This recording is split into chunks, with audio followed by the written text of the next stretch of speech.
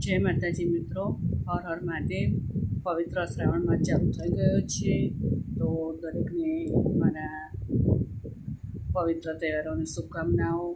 હવે આ શ્રાવણ મહિનામાં જન્માષ્ટમી અને સુંદર મજાના પરબલા આવશે, તો તમારા બધા જ તહેવારો સરસ મજાની રીતે ઉજવશો.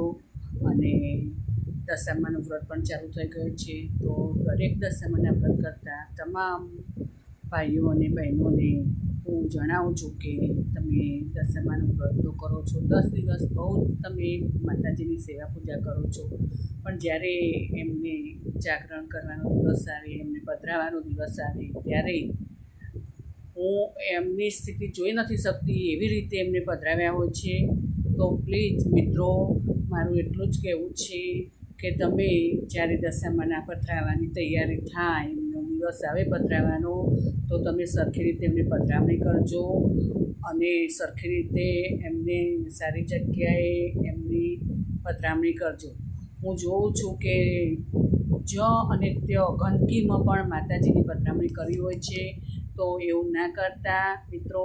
આ માતાજી છે, શક્તિ છે, એના કરતાં તો તમે વ્રત ના કરો અને 2 હાથ જોડી દો, એ સૌથી વધારે સારું છે. તો મારું એટલું જ કહેવું છે કે દશામાના વ્રત કરતાં તો દરેક બહેનો અને ભાઈઓ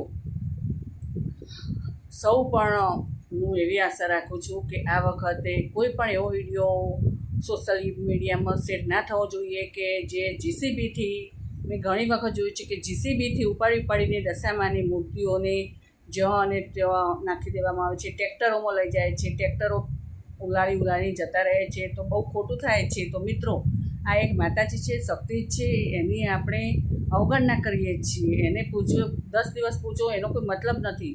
તો મિત્રો, મારે એટલું જ કહેવું છે કે એમની સારી જગ્યાએ પધરામણી કરજો, તો દશામાં પણ ખુશ થશે અને સારા આશીર્વાદ પણ આપશે. મિત્રો, જય માતાજી, જય શ્રી કૃષ્ણ. બસ આટલું જ મારું માનજો, એવી હું આશા રાખું છું.